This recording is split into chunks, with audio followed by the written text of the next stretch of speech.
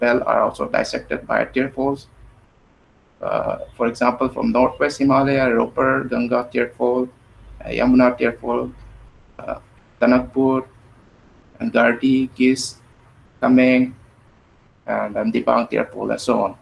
So here I'm showing you the basement ridges, which includes DHR, Faridabad, Munger Sarsa, and Golpara Ridge.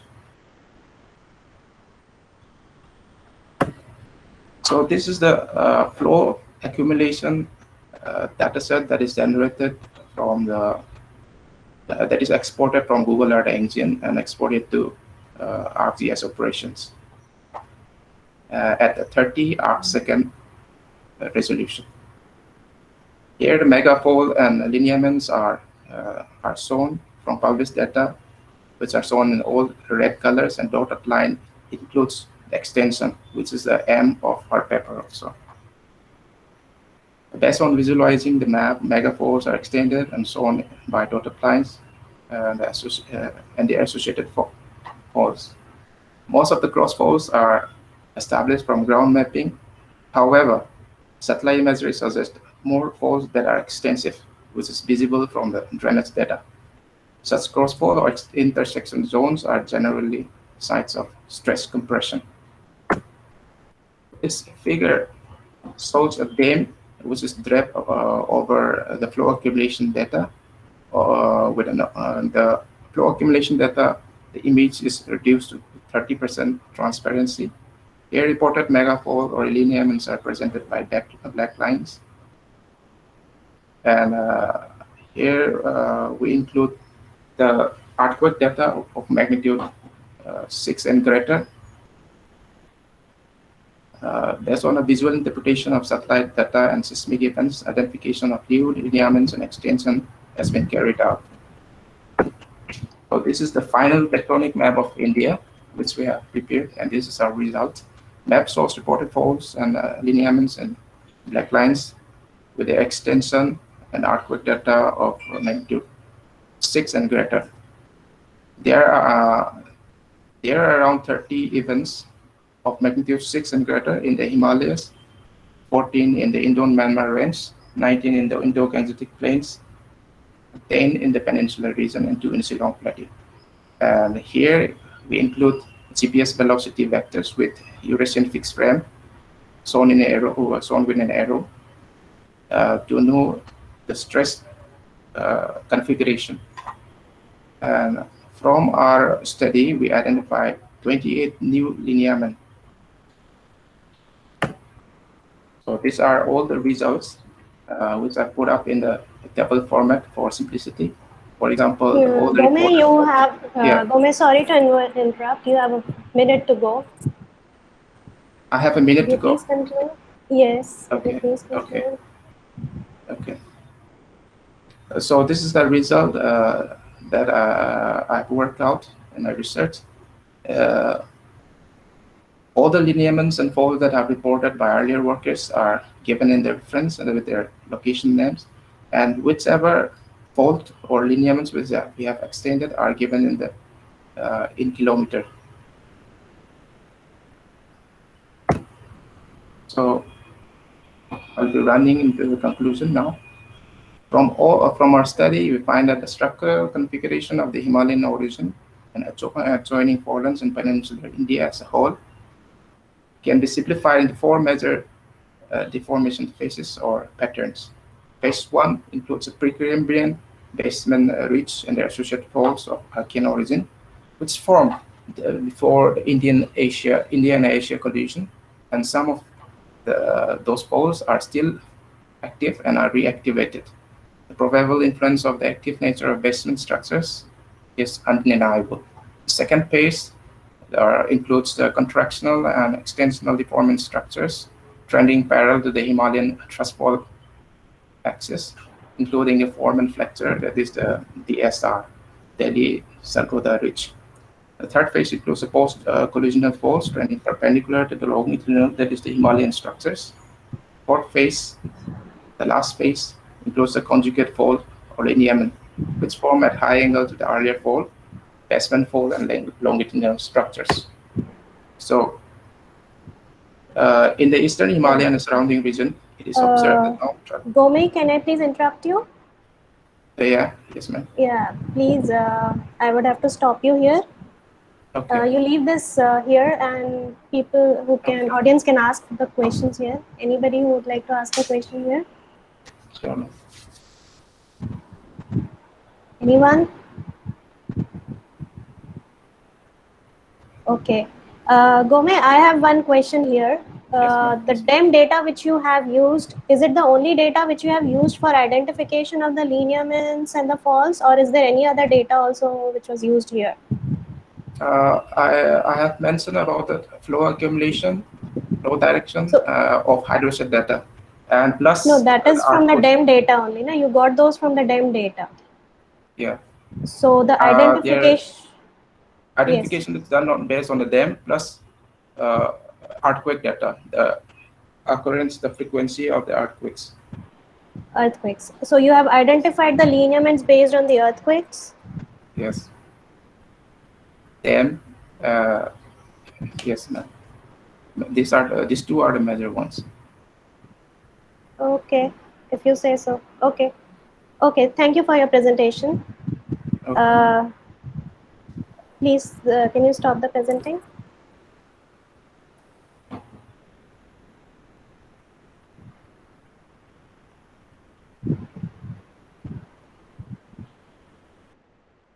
Okay. I would like to call upon our third presenter today, Shubham Sharma. He will be presenting on simulating the effect of irrigation in Punjab, India through geospatial modeling coupled with satellite-derived irrigation and crop data sets. Shubham, can you please start presenting? Yes, I am sharing my screen. Yes, please. We cannot see your screen right now. I am just sharing this. Is it visible, ma'am, now? Yes. Is it visible in full mode now? Yes. Okay. No, in the slideshow. Yes.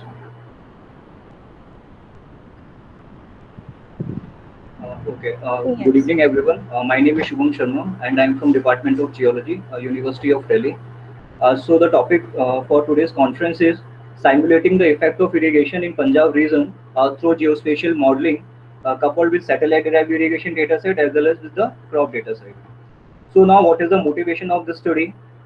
As we have already seen yesterday, that respected Deepankan sir has already stressed on one point that now agriculture has become the major source of utilization of both the surface water as well as the groundwater. So it is now a very important topic that we should look forward. So my today's work is actually one of the subset of this larger goal, where I will be discussing the major effects of the irrigation that a region can experience.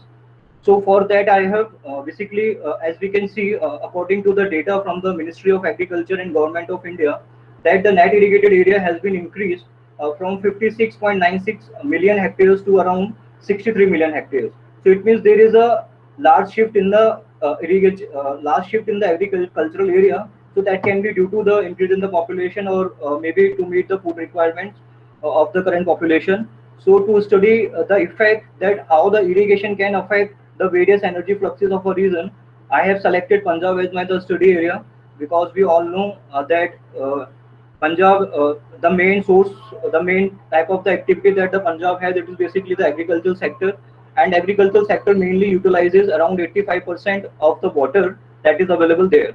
So for that, I have run my model at 500 kilometer resolution, and for the time period of from 2012 to 2016, with a spin up time period of around 2 years. So you can see in this figure, what I have done is I have made the irrigation fraction map and the LULC map. So what the irrigation fraction map is showing to us, that in the basically in the north, in the central portion and in the northwestern region, the maximum irrigation has been done, because you can see the maximum percentage values lies in this region. And why is this so? Because from the LULC map we can see this is the region where most of the croplands is present. So it means the maximum irrigation is done in this region. So how we are going to assess these changes? The main methodology that I have is basically I have run my model in two mode. One is the control run and second one is the experimental run. in control run, what I have done is I haven't applied any of the irrigation scheme to the model. It means we are not applying any of the water. And in the control run, I have turned on the irrigation scheme. It means we are providing the water to the model. So for that, besides these are the two more. And for the model 2 run, I have given the different input data sets of the LULC and the GDAS forcing, and then the soil data set, then the GVF data set. So every data set is its own characteristic and own significance for this study. And because we are applying irrigation, so for the irrigation purpose, I have given the irrigation data set that is by the GRIPSI, because out of all the available data set, this data set has a better resolution, and it also distinguishes a significant irrigated crop class. So my output that I am getting from after running this model, that is in the form of the energy fluxes as well as in the form of the irrigation water demand. For now, I have restricted myself for this energy balance, energy fluxes only. And out of the different energy fluxes, we are mainly focusing on three major fluxes, that is the latent heat, evapotranspiration, and the soil temperature.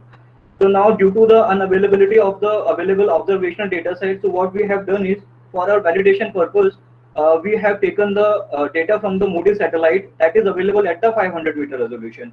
So what we have done is the output of our model, we have downscaled it to the 500-meter resolution. Then we have validated, and then we have assessed what are the major changes that we are seeing. So this NOAA model is basically based on the Richards formula. So this Richards formula basically gives us the transport of the moisture in one dimension. It's a one-dimensional model. So with respect to the one dimension, we can see it. We are taking it as with respect to the depth. So how the soil moisture is changing with respect to the depth is basically the function of the unsaturated hydraulic conductivity and the water head that is there. And for the, because we are applying irrigation, so what is the what is the main time, or we can say what is the correct time to apply the irrigation? So that is mainly the function of three things: irrigation trigger, it means when to irrigate, how much to irrigate, and what is the method that we are using. So because in Punjab the flood irrigation is a common type of the method, so for this study we have used the flood irrigation method. And for the irrigation trigger, we generally apply water when the root zone soil moisture falls below a certain threshold of the field capacity. So that is, in the model we have taken it as a 50% of the field capacity. And the second one is because we are comparing our results for the 3 seasons, of which 2 are growing season and 1 is non-growing season. So how the model takes growing season or the non-growing season, so that is basically based on the green vegetation fraction. So whenever the model sees that the GVF values are reaching greater than 40%, then it consider it as the growing season and apply water based on the water content. So this formula basically gives how many centimeter, how many millimeter we need to apply irrigation. So my results for this study, basically, as I have told it earlier, that what we are trying to do is we are just simply comparing the two outputs from the two model run. One is the control run where I am not applying any irrigation. Second one is the experimental run where I am applying irrigation water. So you can see the maximum changes that we are that we are seeing is in this particular region. You can see this is the maximum value and the maximum change for this evapotranspiration. Similarly for the latent heat, and similarly for this change in the soil temperature. And this thing we have also seen in the study area map that this is the area where maximum irrigation has been done. So it means corresponding to this area we are getting the changes. It means what I have also done is I have made the box plot and the histogram plot. So what the box plot is showing us that this red box is basically the experimental run. It means when I am applying irrigation, the evapotranspiration value has been increased from this control run where no water has been applied. So it means these values are increased to 263 millimeter from 144 millimeter. It means there is a significant role of the irrigation into the model that has been previously underestimated. So it is quite important to incorporate this thing. And from the histogram, what we are seeing is that around here, these are the pixel count. It means these are the number of the pixels that are showing the evapotranspiration values around this range. It means around 400 pixels have the values lying in this range. Or what? And even from this pixel count, we can also have an idea about the area. It means because the model is 5 kilometer by 5 kilometers, so based on that calculation, we can find how much area is showing the value of evapotranspiration of this range. And you can see the maximum values that has been reached, it is 6.51. So it's a significant contribution of the irrigation to have changes in the energy fluxes. The second one again showing the similar trend, the latent heat. Here this one is the experimental run, we are applying irrigation. So this value is again increasing with respect to this red boxes, that is the control run. And similar in the histogram, we can see what is the maximum changes that we are observing for how many pixels. So these are some mathematical calculation to show the impacts. And even you can also see with the quantile range that has been also increased from 23 to 46. You can see from 23 to 46 this quantile range has also been increased to 46 to around 56 watt per meter square. So it means this irrigation is affecting different fluxes, and this is the soil temperature. And with the application of irrigation, we have observed that this lead to the decrease in the temperature, that is around 0.6 degree for this time period that we have run for around 3 years. It's for the annual decrease. This is the annual decrease. So, and for the validation purpose, what we have done is we have taken the MODIS satellite data and we have find the correlation and the normalized root mean square error. So what we have seen is that the correlation is also improving with the application of irrigation. Like for the control run, it is from 0.4 to 0.5, and for the experimental run, it has been increased to around 0.7. It means the trends are better captured when we are applying irrigation scheme in comparison to the earlier one, that is the control run. And similarly, the root mean square error is also decreasing. So it means it is clearly showing that by incorporating this method into the model, it is very necessary, because it is showing that the error is also decreasing. It means it is giving us more accurate results in comparison to the control run. And you can also see in this blue portion where this is the with irrigation, this is without irrigation. It means for this blue portion there is a good correlation in comparison to this is the red one. This is showing the higher values. It means for with irrigation it is showing the good correlation in comparison to this blue one. And similarly for this root mean square error. So now what are the main implication of my study is, first I have clearly proved that incorporation of irrigation is very significant and it need to be incorporated into the model. And the second one is we can even do the forecasting of the irrigation timing. If we get as the forecasted data is available from the IMD, so we can at least provide the 7 days average time period for the irrigation timing. And this study can also be significant to the drought events and for the irrigation water demands. Although we have seen, although I have calculated the irrigation demand, but I haven't presented here.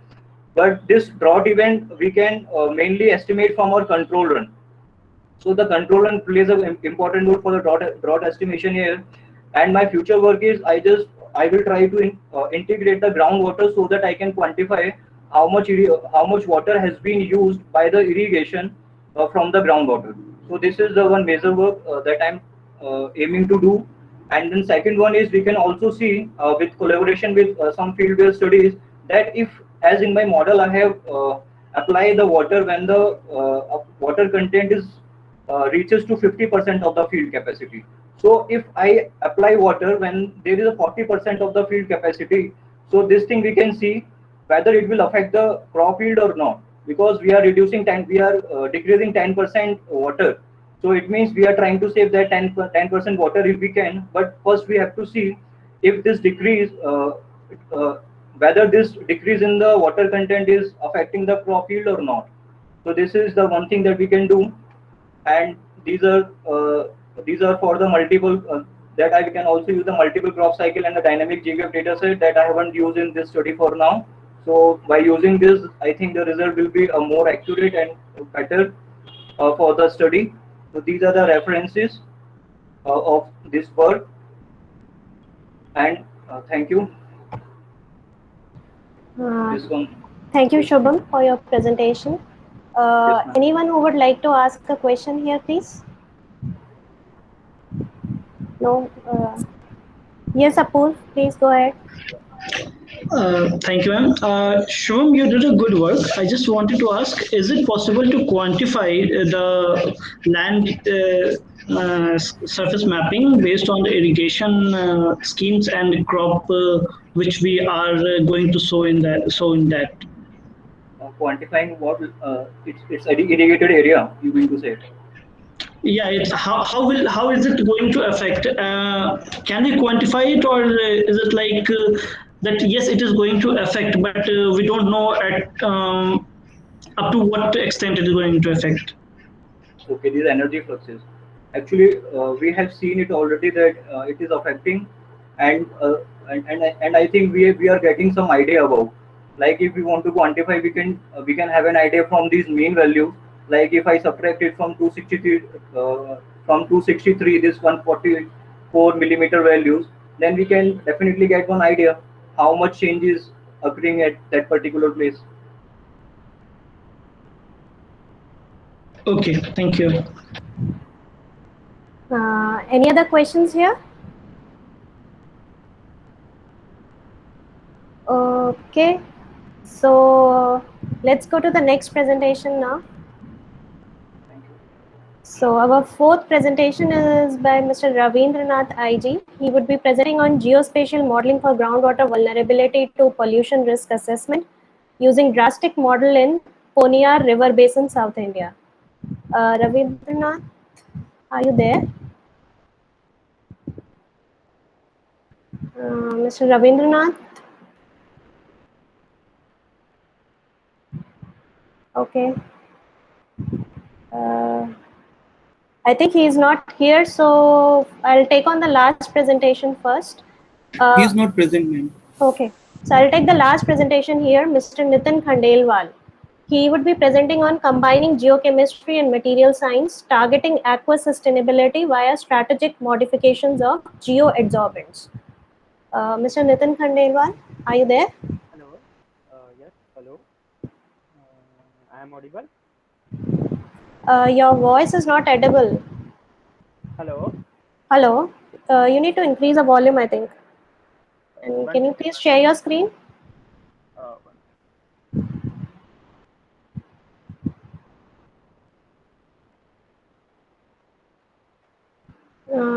Hello. Hello. Hello. Yes. Okay, Yes, I'm Nitin. sharing my screen. Yes, please.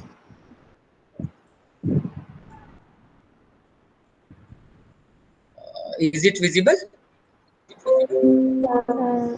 It is getting there. Huh? Hello. Not yet. Yes, it is there. Can you please do it in the slide view?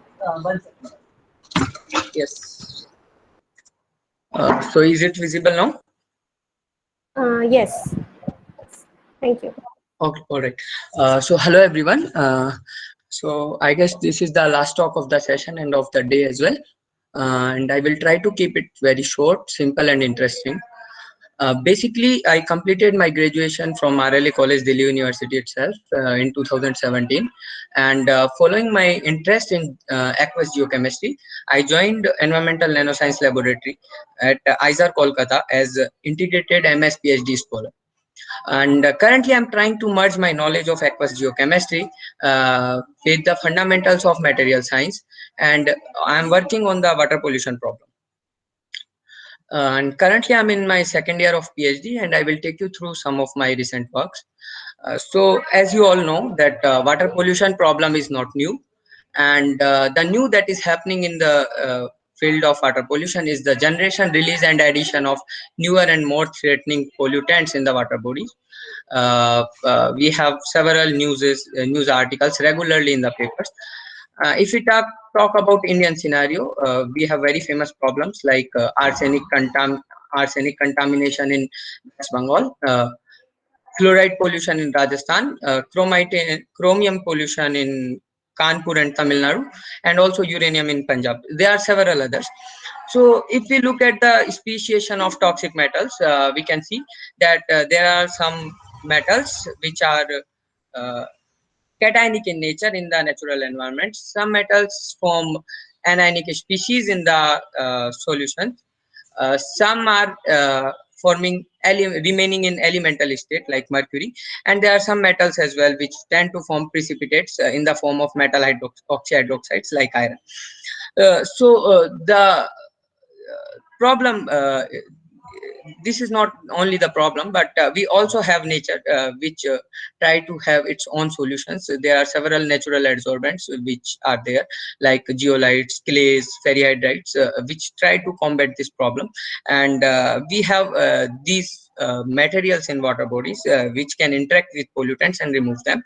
But if you look at the point of zero charge of the materials, the point of zero charge is a point above which the material behave in the as a form of negatively charged, and you can see most of the adsorbents, geoadsorbents, are negatively charged in the environment. And the problem is that these negatively charged adsorbents can interact with positively charged metal ions due to electrostatic attraction, and can favor their absorption. But at the same time, they can repel negatively charged ions like chromium, and can have their transport or increased solubility or increased pollution in the water bodies. So one real life example what I observed is the chromium pollution in Kanpur region. I visited some of the villages over there, and I found that borewell was having a green colored water. This green colored water is typically due to chromium 6 or chromate ions, and we were having around 11.7 ppm concentration of chromium in this water, which is almost 200 times higher than the permissible limit. The reason was that there were chromite ore processing residues over there, and from which leaching of chromate ions was happening. And these chromate ions are anionic in nature. Soil particulates or soil particles are also negatively charged. We were having very high release of these chromate ions, and they are finding their way to groundwater. So enough about the problem. Now let's take a look at some of the very basic fundamentals of material science. So if you take a cube of a bulk material with a dimension of 1 meter to 1 meter, you can see the volume of that cube is 1 meter cube, and the surface area is of 6 meters square. So if you try to cut this cube in similar sized cube, smaller cube, and we further narrow it down to 1 nanometer by 1 nanometer dimension, we can see still the volume of that particular material is 1 meter cube, but the surface area has increased almost 1 billion times. That means we are having more and more exposed surface. That means more and more sorption sites, and we can have very high reactivity. But again, the question is what metals to be used to develop nanomaterials. So again, geochemistry can help, and we can see that particles, elements like iron tend to form precipitates in the very wide pH range. That means they can minimize the risk of their release. So I basically used iron particles in their reduced form. What I did a reducing agent I gave a reducing agent to these iron ions, and it went it into elemental state, that is Fe0, and these iron 0 particles are black in color. Once you put them in the aqueous solution or water, they tend to release 2 electrons, and thereby they can reduce most of the metal ions. As we all know that most of the metal ions in their reduced form are not soluble, and thereby we can have their limited mobility. But this is not that much simple, because these iron particles are very, very reactive. Once we synthesize them, immediately they form very thick oxide layer on the surface, and thereby they can release iron 2+ ions, and they can have thick layer of oxide shell. Also limits their applicability and reactivity as well. So again, the geochemistry can help, and what I did, I basically used the help of some of the geoadsorbents like clays. What I did, I took these clay particles and used them as a surface, because they are having several sorption sites on them, and these iron particles can nucleate on these sorption sites. And in the system, if we are having very high rate of nucleation and limited growth, then we can have nanoparticles on the surface. So I used bentonite clay and also biochar, that is a carbon-based material which can be generated through agricultural waste, and we tried to grow iron particles using a simple reduction procedure. And what you can see is that this is a blank clay flex, and we can see spherical iron particles on the surface which are well dispersed. Again, the question was whether they are helping in preserving the redox state or keeping these iron particles in elemental form or not. So we did PXRD or powder X-ray diffraction. We can see that these bare iron particles without any support were having several iron oxide peaks on the surface with a peak of iron 0, and after supporting them with clay, we were having the peak of only iron 0. There were no peaks available of iron oxide. What we did, we provided a exposure of open air for 365 days to see the stability of these particles. And again, after 365 days, we found that these particles are still stable. So our work was done. Then we characterized these particles using several different techniques like SEM and TEM, and we used them for different environmental applications. What we found basically, this composite containing iron was able to have very complete extraction of several rare earth elements from water like lanthanum, cerium, neodymium, and almost more than 90% removal of most of the toxic metal species regardless of their ionic nature. These chromium and arsenic were negatively charged, cadmium and nickel were positively charged, mercury was in elemental form. So the composite was working very well. We also provided this composite to some of the organic pollutants like colored dyes, and we can see the composite was able to selectively remove blue colored cationic dye, that is methylene blue, from the solution. We didn't stop over there as well. What we further did, we filled our material in a column containing sand and tried to see the applicability of the material in continuous filtration of water. We provided two different metal ions. For anionic metals representation, we used chromium or chromate ions, and for cationic metals representation, we used nickel ions.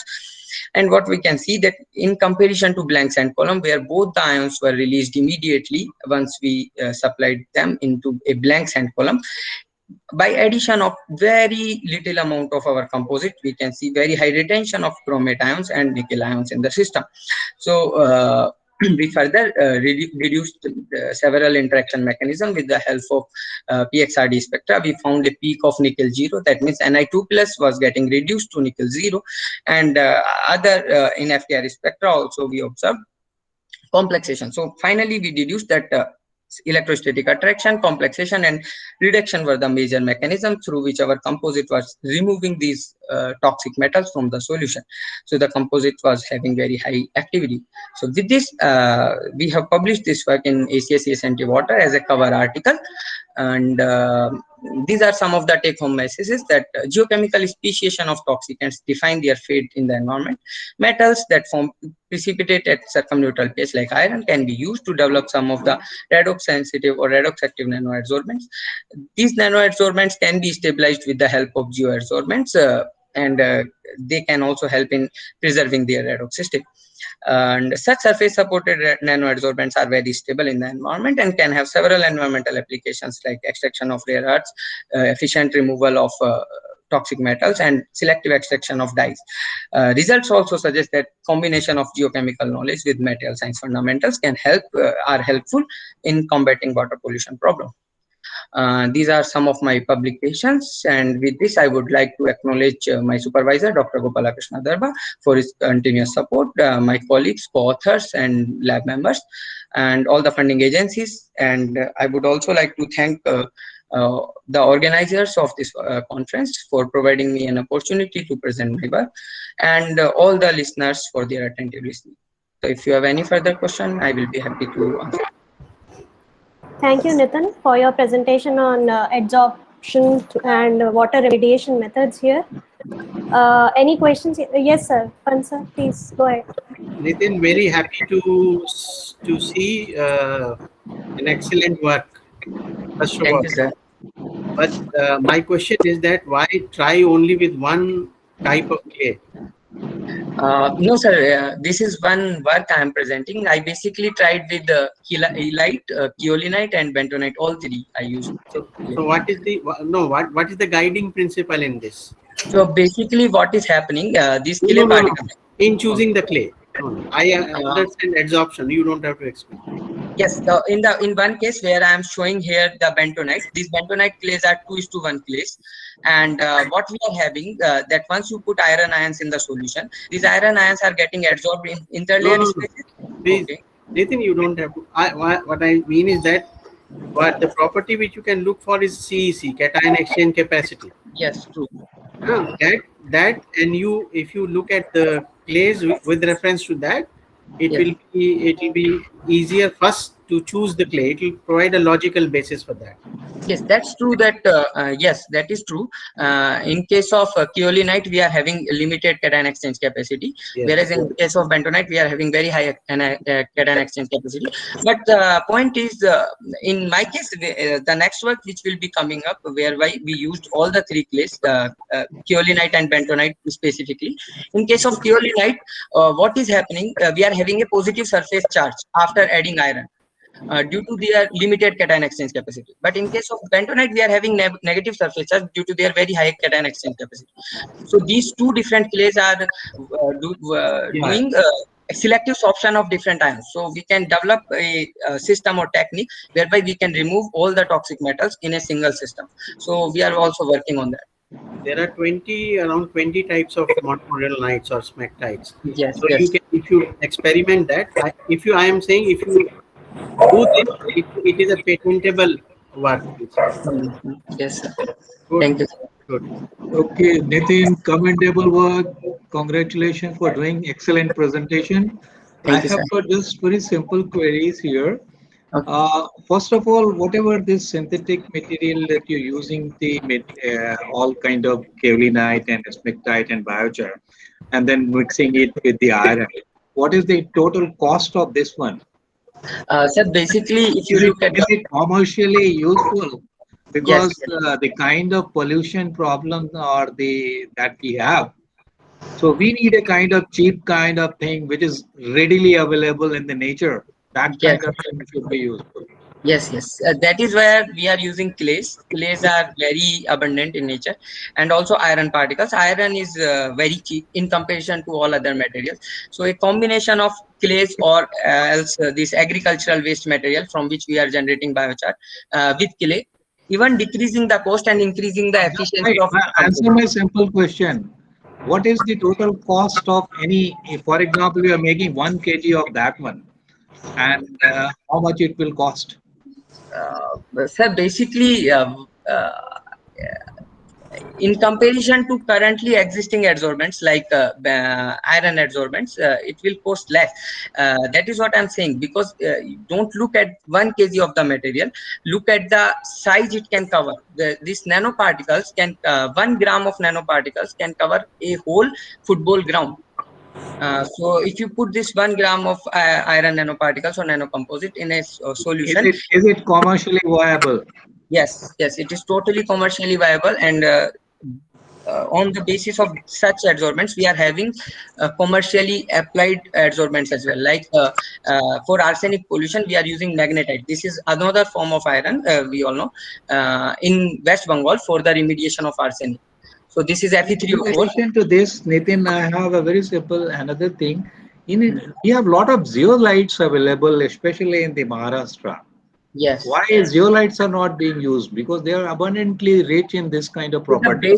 The only problem is zeolite is highly porous in nature, but they are having physical sorption of metals, not chemisorption. So if we are physically sorbing metal ions and we are having a complex environment like several ions present in the environment, we can have competitive sorption of other ions, and we can have limited sorption of the targeted contaminant. So we are having very limited sorption of toxic metals on zeolites. If they are not modified. So basically, after modifying zeolites, we are also trying to use them, but without modification, they are only having physical sorption. So that is a big problem. Okay, thank you. Any more questions? We still have time for the session actually, because we did not have a presentation here. So, Okay, Nitin, first congratulations for your good work. And it is a basic problem in the groundwater of the Eastern India. Yes. And we know there are a lot of problems, and it is because it is a lower delta plain. And Yes. in the lower delta plain, the pollution always gets very high. And my question is different, that there is an entire subject which is being taught in US in all the MTech level, PhD level about mud engineering. Okay. And you know that mud engineering, that basically is started with bentonite, and then lot of polymers and all these things. Even in the oil industry, people do a lot of research. So Yes. is that something new you are doing that is not known? I have a suspect that all this knowledge is already available in the oil industry, that because they do lot of research with mud, and bentonite is a very old technique actually. Yes, yes, that's true, because bentonite is a very old technique. yes, because bentonite have Yeah, actually there are a lot of new polymers which have come and they replace the bentonite. Then why you are still sticking in the bentonite? Why you are not going to that polymer level? And that polymer level, it has a much higher CEC capability rather than bentonite. Why you are still sticking in the bentonite? I am basically this bentonite people have are working on bentonite from decades, because these bentonites are basically Yes, I want that you should take a leap forward. No. That people have worked in bentonite, but why you are still sticking in bentonite? That's true, sir. Wait for me. See, this bentonite clay has been utilized for also for radioactive waste sequestration, because bentonite clay are not are having very less of permeability. So the application in that I am not denying that. I am not contradicting. I am saying if I get a better absorbent, then why I will be sticking to a lower grade absorbent? Yes, basically, in comparison to the polymers, synthetic polymers, these bentonite clays are much abundant and cheaper. And my work is to just use them as a surface which can preserve the reactivity of the iron particles. So rather than using polymers which can increase the cost of composite, the bentonite clays are working excellent in my case. So even have you checked with polymers and see the relatively how polymer is working and how bentonite is working? So basically what polymers do, polymers try to coat the iron particles on the surface, and thereby they can reduce their redox activity. But yes, but the problem is they cannot exactly reduce the aggregation of these iron particles. So if polymers are there, iron particles are still aggregated, and in that case we are not at all having nanoparticles. So if these particles are forming aggregates, then exactly how iron is getting attached, it is by oxidation process. So basically what is happening, iron 2+ ions are getting absorbed on the clay surface. So these iron ions are there. Now if I am giving a reducing agent in the system, these iron ions are getting nucleated in the form of Fe0, and further growth is happening. So I am doing it at very high. I could not get you. Iron is attached as a +2. It is already in a reduced state. And then you are further reducing it. What are you telling? Yes. So what I am doing, I am basically giving a reducing agent to reduce it into Fe0 state. Fe0 is elemental iron. Yes. So how does it help? So this elemental iron is not stable in the environment. So if it will form a coating in that case. It will in that case it will be precipitating. Yes. Again, yes, we want it to be precipitated. So it is getting precipitated on the surface of clay. It is growing on the surface of clay basically. Okay. So now these iron particles are there, but once you put this composite in water, these iron particles release 2 electrons, and these electrons can be taken up by the pollutants, and then these pollutants can reduce to its their reducing form, and these reduced metals are not soluble, and again the composite is these iron particles are forming iron oxide and can absorb these reduced contaminants or metals. So this is the whole process. Nothing new is getting released in the system, but everything is getting absorbed. Okay, so I think we'll conclude the session here. This was a short session which we had here with some presentations on the remote sensing. Mostly the 3 presentations are on remote sensing, with one good presentation and interesting presentation on the job.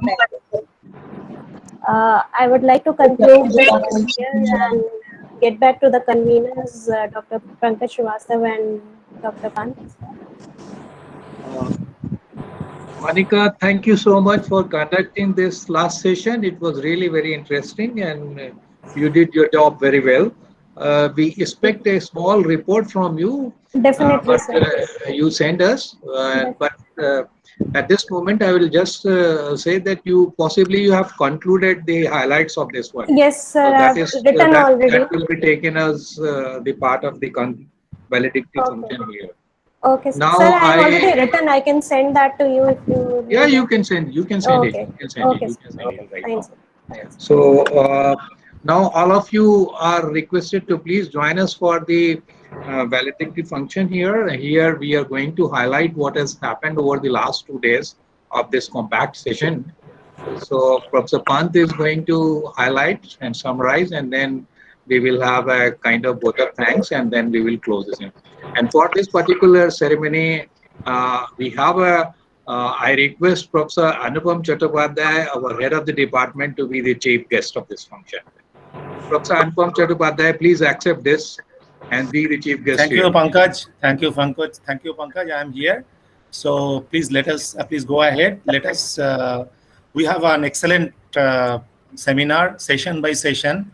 And now this is high time that we we conclude it in a very smooth manner and close it. Well, Professor Pant, please. Yes, thank you, Anupam, Pankaj. I only plan to take 2 hours for the 22 hours which we have spent in concluding. But if you disagree with that, then I will say that each session chair actually has already presented their concluding comments, and uh, they are already, they were precise, but we are still looking at the reports which we are going to include. But as I have been entrusted this responsibility, so I will discuss, try to make it as concise as possible. I made notes all these 22 hours of the sitting, and I'll try to concisely present. We started with one session which was chaired, which was on sedimentology, stratigraphy, and paleontology. It was broken into, but I'm going to talk it as one. There were 2 session chairs for this, Professor G.V.R. Prasad and Professor P.P. Chakravarti.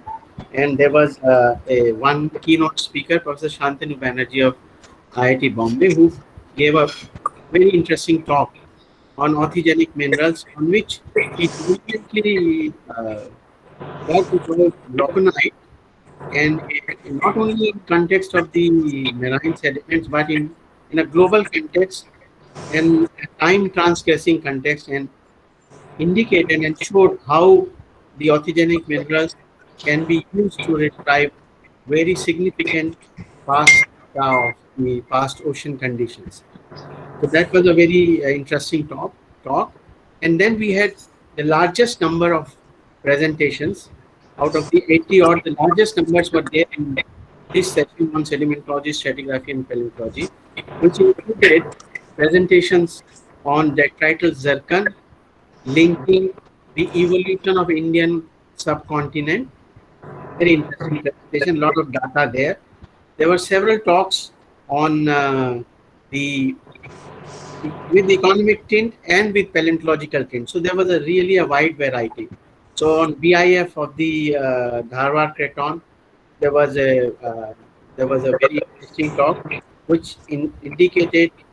Then there was a talk on looking at the feeding habits of the terrestrial and aquatic animals. Then carbonate sedimentation. So as I said, this session presented a really very wide range of topics, very wide range of thought processes. There was a discussion on and linking it to plate tectonic processes on the lithostratigraphy of the Uta-2 group, for example, of Kadapa. So that was again an interesting diversion or diversity of this session. There were 2 presentations on the Debari formation, 2 separate presentations on Debari formations, and those were also talking about both lithostratigraphy as well as environment of formation, including the sedimentary facies from that area.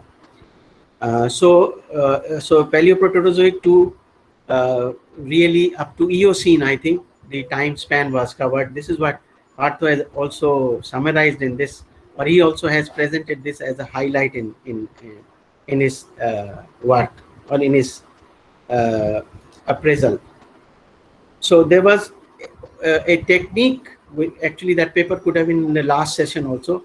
There was also a technique oriented paper in this session on confocal laser microscopy for investigations of OWMs, and that the subject matter of that was the oak shale from the Kurnool basins. There were this session was also bestowed with 3 posters, which actually we made into oral presentations only. There was actually no difference between posters and oral presentations with the number of slides and the time spent. The 3 posters also were very of very diverse nature, including there was one on the hybrid flow from the Lesser Himalaya and its importance to basin analysis. There was another on the benthic foraminifera from a brackish water environment, that is from the Chilka Lake. And there was a third one on quantification of weathering indices for the bold beds, in which there was a lot of discussion, and I think the poster was found wanting. So this was the highlight which I could summarize from the data provided to me and the lectures which I oral presentations which I presented. There was another session, a shorter session, where the keynote speaker was Professor Rajiv Sinha, and he really gave a very good idea of how to look at river health and how to do river science, and in terms of its application to the society. So that generated a lot of interest, and the presentations in this session were both in terms of the geomorphology as well as in terms of the some sort of application related engineering work. So slope stability, hill slope stability, leading to estimation of this area of the sedimentation, again, which there was a lot of discussion on that aspect, but there were interesting ideas using newer techniques which are available. The slope stability thing was discussed in more than one presentation in this work, and there was also an emphasis on geospatial technology or techniques to study the glacier regime. For example, one presentation was on glacier regime from the Eastern Himalaya, Tista Glacier, that is. And the final presentation in this was on engineering geology project, where the rock mass characterization, again, that generated some interesting discussion.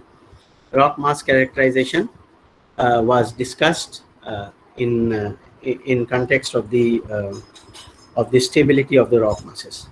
Then there was a parallel session on day 1. These 2 sessions which I described were on day 1. There was a parallel session on day 1 also on water resources and crisis. This was chaired by Professor Shashank Shekhar. I forgot to mention that the session on the earth surface process and geomorphology was chaired by Dr. Vimal Kumar. So there were a total 13 participants in the water resources and crisis session, and there were the keynote talk was given by Dr. Dipankar Saha.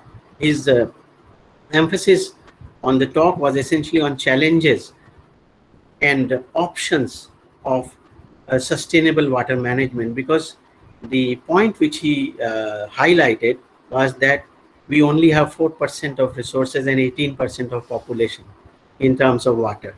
So there are always challenges in management of the water resources. So it was an attractive presentation. There were many presentations on groundwater which indicated, for example, one on Bundelkhand indicated that the resources available are possibly aplenty, but it is the utilization which is what is lacking. So that and there were few presentations in this session on chemistry, which included basically on the quality of groundwater. For example, there was a presentation for iron and manganese. However, for the waters of water in Delhi or in the vicinity of Delhi. However, the study found that the amount are within the permissible limits. That was not so for fluoride contamination. again from the older alluvium around Delhi or in NCR region, and which is found to be in limits which are more than the permissible limits. There were also interesting thematic studies, for example, urban landscape of Lucknow city. So what are the footprints of the groundwater in that? That could be a harbinger to more specific application related studies. So there were also pollution related studies on from other domains also, like in Buri Gandak in Bihar. So there were this session was an independent session and well attended, and there were many interesting abstracts. Then day 2 had sessions which included a bigger session on petrology, tectonics and metallogeny that was chaired by Professor Anupam Chattopadhyay and Dr. Ashima Sekia in 2 sections, actually in 3 sections because there was another interruption for lunch in between. The keynote talk for this was given by Professor Pulak Sengupta, which was a very interesting talk because he used more than the geological slide, he used his photography slides, but he wove them into such a beautiful story that it was highly enjoyable. And unfortunately, this is not because of the conveners. The talk which followed his keynote address almost looked as if it was a continuation of what was being discussed, because the same concept of surface energy or the energy related to finer surface was discussed. There were again many presentations in this, and there were one category of presentations was on several studies on the granites, both on the somewhere on the structural evolution, for example, the Shillong basement gneiss, or on the geochemistry aspects. But many of these studies were preliminary studies, so there was a lack of a concluding space. And I would like to say, from looking at those studies, that the frontline problems of the space and the origin of granite was unfortunately not part of these studies, which could have been more interesting for especially from the young researchers. There were 2 special mention may be made of 2 technique related paper again in this. One was on SAR interferometry to interpret the fault movement, and not only to interpret the fault movement, but to provide at least a semi-quantitative or quantitative data of displacement, etc. It was very interesting, and it was really, and it was relatable. The author or the workers tried to relate it to a recent earthquake of 4+ magnitude in Madhya Pradesh. So that was very, very interesting.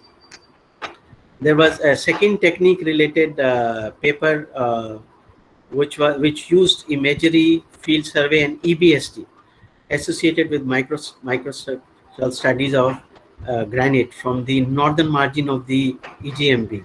That was also a technique plus, and so that represented possibly the present day cutting edge technology. So there were other papers in the second half of this section, which included some on structural aspect and some on metamorphism. So there was a project, there was a paper probably in the previous session on the application of, on thin section scale, application of segregating solid state fractionation product and interpreting a PTT path. That was also very interesting. There were observations on granitic rocks of Narnaul in North Delhi fold belt. There were 2 actually papers on North Delhi fold belt in this context. And there was another paper on digital mapping, which was very interesting because that related the modification of the existing mineralization and providing a kind of map and data set which is usable in a much more flexible manner. So that digital mapping project was also very interesting work. There was also a work on the magnetic susceptibilities from Northwest Himalaya. So there were several very interesting projects.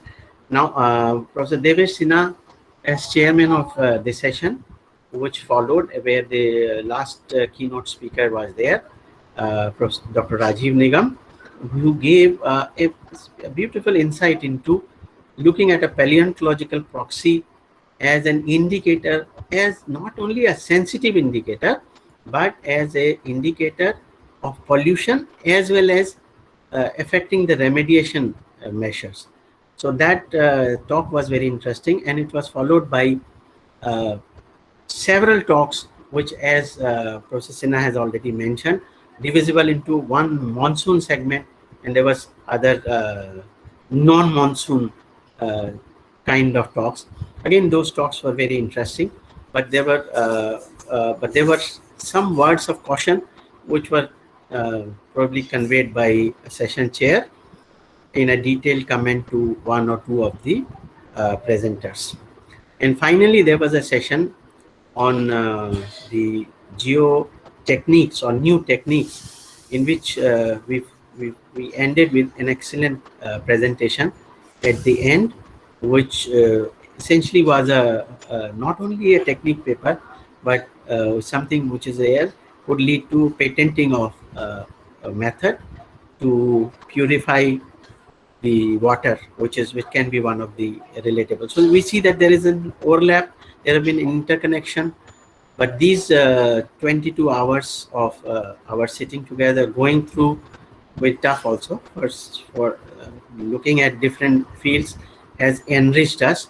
We are very proud also of some of the very forward-looking work which has been presented during these hours. I'm sorry, I must have missed many of the highlights which the session chairs must be having in their mind. But as I said, you have to excuse me. 2 hours torture would have been really big. I had a lot of material, but it's much better to end on a note which is happier. So if this is acceptable, the details will be there. All session chairs are providing us, so that they will be there for posterity and record. If you are happy, I will conclude with these comments. Thank you. Thank you, Professor Pant, for an excellent review and giving an overall impression about the interesting papers that the young researchers have presented. And you have almost covered everything, sir. There is nothing left. Only maybe one specifically in our session we could mention is that one paper on the lunar crater by a young student from Pondicherry. Actually, she also worked in Delhi University with me for some time, but now she is going into some other kind of research, planetary research, and that I found very interesting and very novel kind of work. So before we go further, I think we can also have a scope of some feedback from the participants. And already in the chat box, I find that Dr. J.P. Singh, who is a faculty member of geology from Narnaul Government College, wants to say something about about his experience of the seminar. So, Dr. Singh, if you are online, you can speak, but make it brief, please, as brief as possible. Dr. Singh, please unmute yourself. Yes. Yes, sir. Am I audible? Am I audible, sir? Yes. Slightly away from the mic, so there will be no reverberation.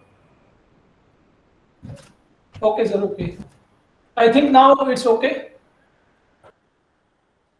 Yeah, absolutely fine. Okay, okay.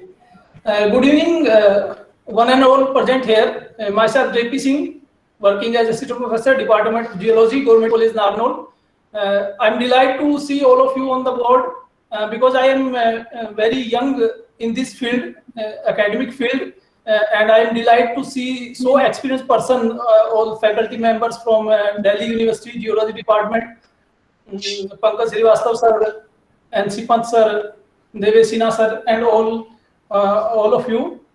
So basically, I am very happy to see the wonderful work and passion for the geology because I never seen any webinar or seminar working beyond the working hours, going on beyond the traditional working hour 9 to 5, and we are sitting here at 8:15 p.m. So this is very unique experience, and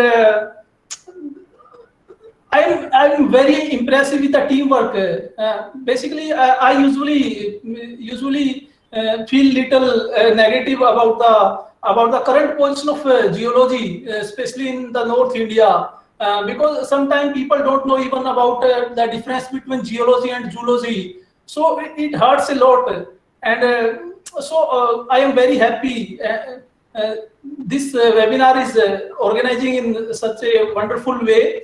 I am also associated with the Exploring Geology online group that is working for the awareness about the geosciences, and I would like to thank the student of your campus, Vivek Divakar. He is our campus ambassador of Exploring Geology. Actually, he himself shared the link with me. So I am thankful to him as well. So at the end of this webinar, I would like to thank all of you for this wonderful presentation or this wonderful webinar, and I must appreciate the work of the students, research scholar of this department, because any event cannot be successful without the contribution of the active participation of the student from any department. So I must appreciate their effort, and I also appreciate the research work by your research scholars. As I have seen many or most of the research scholars presenter are from your department also. So with these words, I would like to thanks again all of you for organizing such a wonderful event. Please keep organizing such events and keep sharing the information, because as the earlier some participants are saying that as I guess Sudesh Bhagwan sir mentioned this, because information was not conveyed to many persons, but it will be taken care of. Yeah. Thank you, sir. So thanks again. Okay, thanks thank everyone. you. Thanks, Professor. Thanks, Dr. It's nice from you. And we have with us one of our keynote speaker has come back with us, Professor Pulak Sengupta. Pulakda, if you have anything, a few words to share with us on the valedictory session, please unmute yourself. Sorry. Please unmute. Now you can hear me. I'm sorry. I think I have chosen the wrong time to enter. No, it's fine. Anyway, Absolutely fine. No. You had classes, we know. So jokes apart. In fact, I really appreciate all the speakers whom I have heard, and I expect that other speakers also did well. It's a pity that I couldn't continue in a seminar. Normally, I have a bad habit of listening to different kinds of presentation from different fields, and I would certainly be here throughout, but because of some professional restrictions and the requirement, I thought that I should join now. Well, this kind of seminar is not new, but what is unique in this seminar, what I find that the presenters actually presented very high quality work, at least the talks I have heard. Well, there are slips that can occur in everybody's talk, but by and large, people took it very seriously, and you have chosen the right persons to present. And this is the spirit we should continue, because unless and until we really take this kind of exercise to the next level, our vision will not expand.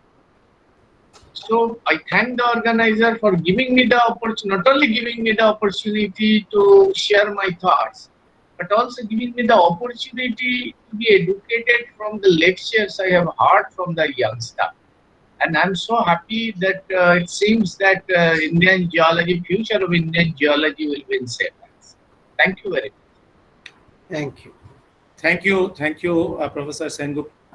Now, to our colleagues, if some of you would like to speak, Devesh, Professor Devesh Sinha. Well, I have already spoken at the end of my session, and I summarize everything. And being internal, I think this is just a suggestion to you that you invite our new faculty members, and they should speak rather. We should not take any more time. We have already done our job and summarized. Yeah, I was just going to do that. So now, some of our faculty members, I request the young faculty members of our department, please volunteer. It is better if you volunteer. Rahul Dikshit has raised a hand. Yes, Rahul, sir. First I must thank you very much for your excellent, very efficient handling of the whole system. You are the head of our technical team, and you have done it seamlessly. So thank you very much from our side, from the elder generation to your generation who are more comfortable in handling the computer and the softwares, etc. So now you speak, please. Thank you so much, sir. And I would like to thank all the persons in the organizing committee and everyone who are involved in this wonderful seminar for 2 days. And it feels a very great pleasure for me to rejoin my alma mater again, and in the new role I'm acting here. So it was like a dream come true moment for me also. And I would also like to extend my gratitude to my logistic team, without whom this seminar would not have been a successful one. So I would like to thank all the logistic team members, Parv, Rohit, Jeev, and I would also like to thank Shubham Sharma, because he was also here with me helping in the techniques. So I would also like to extend my gratitude to everyone, and I hope such type of seminar would be there in the future also. Thank you very much. Thank you, Rahul. Any other young faculty of our department you want to speak? Please volunteer. Good evening, sir. Yeah, Anindita. Please. Thank you all for this well executed and an excellent seminar for organizing this, and also for young faculty members like me. It is also a message to us how to tirelessly organize this type of seminar. So it is a learning to us. Hopefully, we will be able to keep the baton up, and I hope we will be organizing more of this kind of seminars in future. It was very that's the spirit. Thank you. Thank you. That's the spirit. And the next time the mantle will be on you people only. With you people only. We are all getting old. So any of the young students, research scholars, we have a few minutes. So one or two can speak.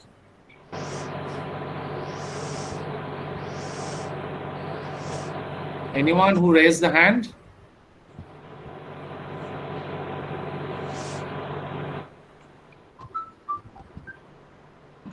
If there is none as such volunteering, then I think Devesh wants to speak. Okay. Yeah, I wanted to give Devesh, please. This opportunity to the youngsters, but I see that they are a bit hesitant.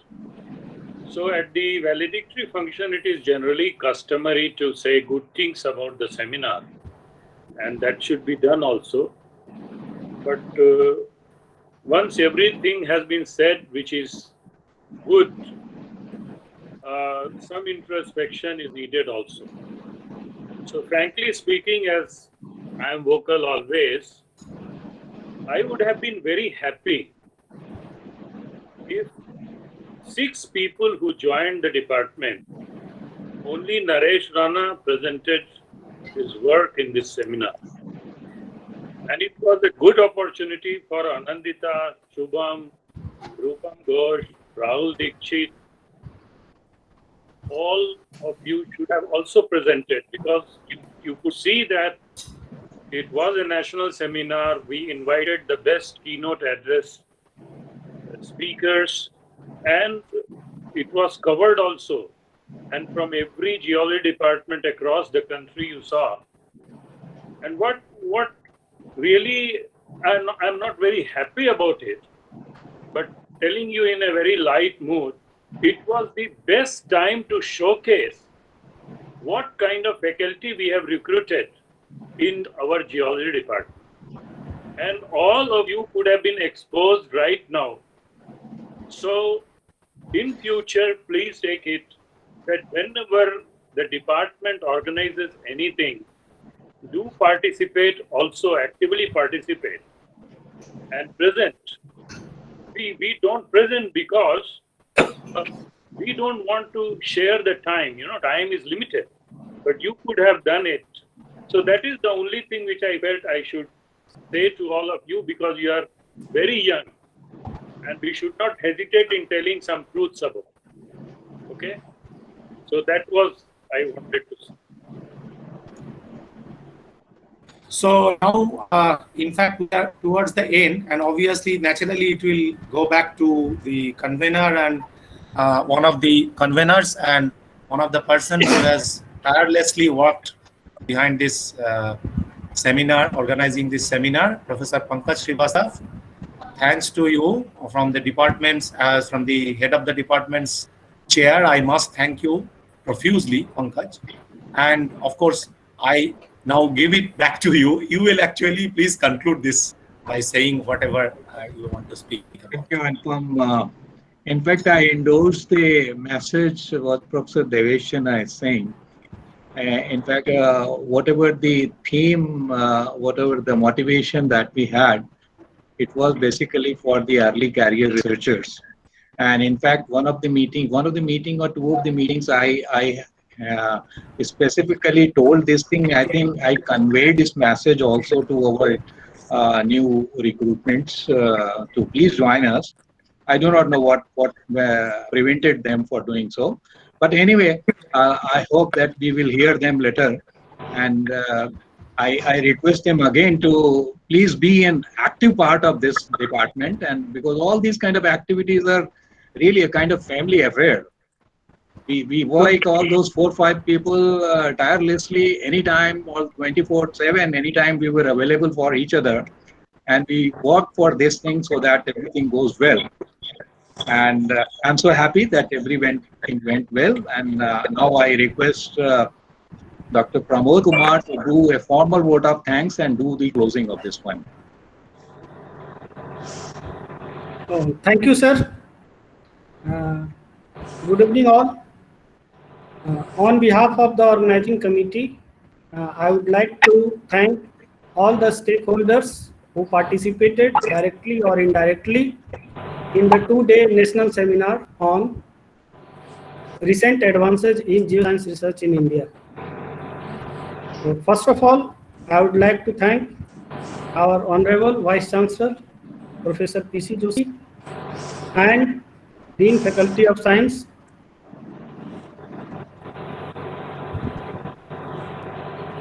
Professor Ashok Prasad, for accepting our invitation and gracing the inaugural session.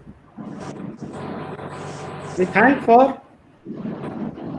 Is the voice is not clear? It is clear. No, voice is clear. There is some kind of a noise coming in the background. Okay.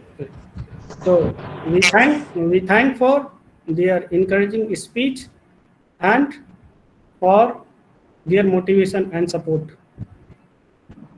I would also like to extend my thanks to the keynote speakers who accepted our request and delivered a time-bound, enlightening, and illustrative talk. I would also like to thank our head of the department, Professor Anupam Chattopadhyay, for providing all the administrative support and for his useful suggestions to tackle the administrative requirement as and when required. My thanks goes to all the session chairs and reporters for completing and conducting the technical session smoothly and completing it on time. I would like to thank the participants for attending the seminar and sharing their research ideas and outcome. I have observed that many of our alumni and faculties from the other university has also joined the technical session actively, so I would like to thank them too. I'd also like to thank all the faculty members for their constant support and providing administrative and academic inputs which actually help us to execute the seminar. I would like to thank Computer Center for providing the uninterrupted internet facility during the entire period of seminar. I would also acknowledge the non-teaching and supporting staffs for their help. And excuse me if I have missed anyone, but my thanks goes to all, whether I have named or not. Thank you. Thank you all. So now with this, we close this event. Thank you all. Thank you. Goodbye. Kudos to the entire team. Thank you. Thank you. Thank you, sir. Thank you, sir. So we log off now. Good night.